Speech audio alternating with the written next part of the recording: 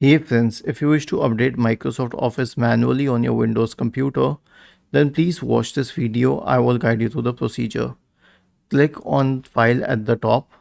Now, click on Account in the left pane. Click on Update Options and then select Update Now. It will start updating Microsoft Office, and once it has updated, you can click on Close.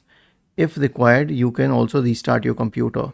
So here's the thing, you can update Microsoft Office from any app, Excel, PowerPoint, Outlook, any app, and once you update it, it will update all Microsoft Office products. So even if you're updating it on Word, it won't just update Word, it will also update PowerPoint and Excel and everything else.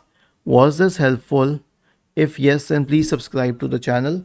If not, then let us know in the comment section of the video on how we could help you further. Thank you for watching this video and have a nice day.